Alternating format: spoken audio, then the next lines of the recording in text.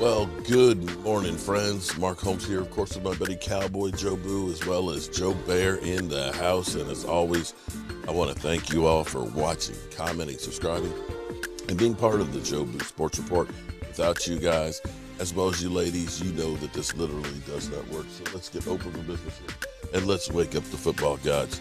Boy, it seems like I don't have my morning voice before 6:30 in the morning because I sound like I just smoked like 4 packs of cigarettes or something. It's extra early because I've got to get on the road and do some work down in the country. And of course, you know that the of course news does not end with the Dallas Cowboys just because I got something to do. Last night, you can actually go back through and look and say the Dallas Cowboys did a couple things right. I don't know how this season is going to end, but you can look at mistakes that other teams have made and said, okay, at least we didn't make that mistake. It was funny because we had heard so much about, the Cowboys need to play Dak Prescott. They haven't played the offense together. They're going to be rusty. They're not going to be ready to play. They need to play in preseason. And then on the flip side of that, where, Dak Prescott really didn't even practice that much in training camp, you had the Baltimore Ravens who played their starters through each of the preseason games and have a multitude of injuries. Now, to their credit, they have won 20, an NFL record, 20 preseason games in a row. 20. That's freaking amazing. But you know what you get for all that? Nothing. And right now, the Baltimore Ravens are literally a mass unit. They've gone through 2 running backs, 2 wide receivers. I believe they lost 2 other guys last night. I know one was an offensive lineman. I can't remember who the other guy was. But you look at it and say, okay, we're for the most part a lot healthier than the Baltimore Ravens, and it appears that we're not as rusty as everybody thought we would be. Now, that's a good thing. That's a good thing. Now, we still have a couple injuries. We have Neville Gallimore, who got hurt in preseason, and we have Michael Gallup. But our worst problems have actually been dealing with COVID more than anything else. And, of course, Randy Gregory, the news on Randy Gregory is he is asymptomatic. He means he's got the virus in his system. That means he's been breathing it. But doesn't necessarily attack everybody, which is the good news. He's the first one who has had the COVID test and been asymptomatic and failed it. What that means is yesterday is day 1. Today is day 2. If there's no symptoms these 2 days, tomorrow he can take another test. And if that's negative, 24 hours later, he can take another one. And once he gets 2 negative tests, he is off of the COVID reserve list. So hopefully he is able to be there. Now, back to the Baltimore Ravens in a thriller game last night.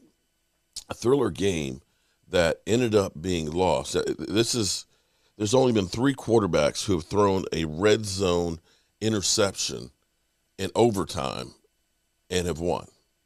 Derek Carr, Russell Wilson, and I can't remember the third one. But when you throw an interception in the red zone in overtime, you're not supposed to win. But here's the thing with the Ravens. The Ravens who lost players in preseason, 2 running backs to say the least. Last night, the game was lost because the running back could not pick up the block and ended up getting into the quarterback. And see, we had so many people that were like, Zeke Elliott's done. Why is he, he's still on the team?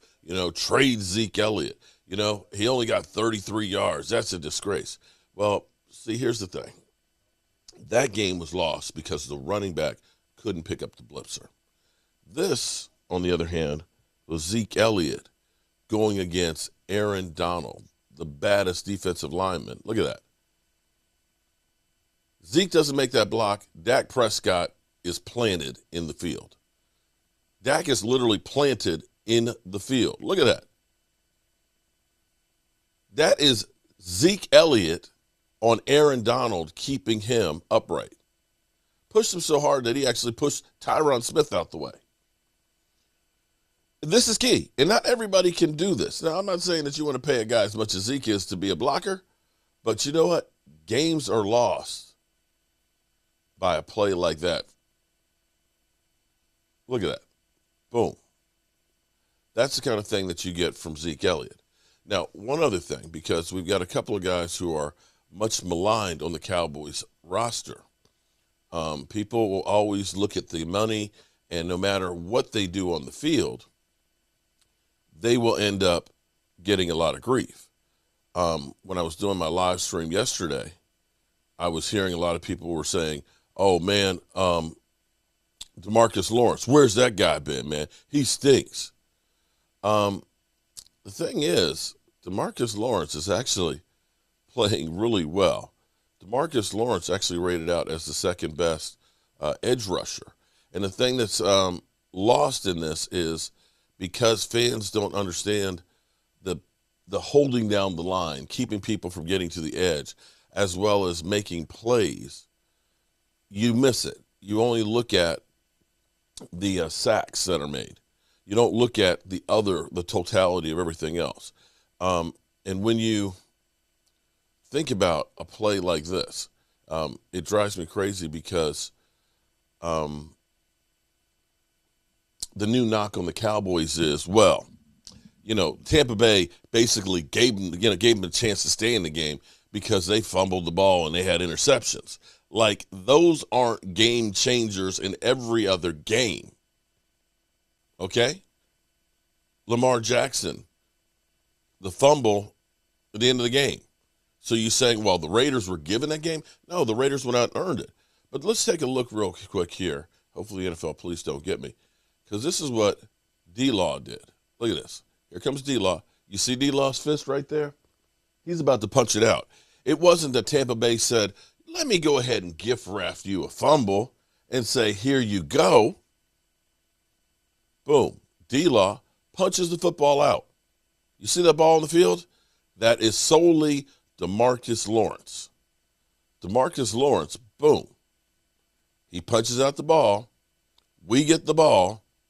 Keep them from scoring. We score. We're in the game. And see, these are things that you may not notice, you may not care about, but these are things that guys are doing that are making all the difference in the world between winning and losing. I know we lost against Tampa Bay. I know the Eagles fans are going crazy and think that they're headed to the Super Bowl and all that. Great. Feel good about yourselves, dude. But you've got a tough road to go over the next 5 games. If after the next 5 games, Eagles, you're still in first place, I will be the first one to say you are the best team in the NFC. I literally will say, Eagles, you are still on top in the NFC East, and after week 6, you are the top dog in the NFC. I will say that. I have no problem saying that. And I'll say my team is trash, okay? You got it? You got it? Because, I mean, seriously, that's what I'll do. But with DeMarcus Lawrence, because, again, I do want to preface this and make sure you guys understand that, when a guy screws up, we want to make sure that they are, we put them on blast. But DeMarcus Lawrence, because he's only had 11.5 sacks over the last 2 years, people think he's not doing the work. But here's the thing is a lot of times he's taking on double and triple teams. So last week he had a 91.4 with a 96.3 in run defense by the boys at Pro Football Focus. And so you see that fumble that he just ended up getting. When you get scores in the 90s, it's just like in school, you get an A. That's really, really good. I mean, really, really good. So don't hate on DeMarcus Lawrence. Don't hate on Zeke Elliott. Both of them were doing the job that was asked of them, and they're fine. Now, if we can get others to do the work, dirty work even, that those guys were just doing, we'll be okay. And with that being said, sorry, this is going to be a little short this morning, but got to get down the road. I got a lot of work to do, and I got to get back tonight. So I'm trying not to drive back at night because, well, I'm getting old and I can't see as well at night. The headlights and stuff kind of bother my eyes, and I can't judge the depth as well. But you know how we roll. I'll be cooking up videos, of course, while I'm working and taking care of business. But I will see you guys in a bit.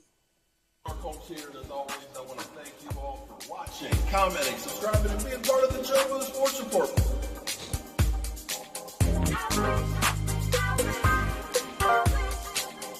You did one hell of a job, and the only thing else I got to say is, how about them Cowboys? I'll see you you on the road.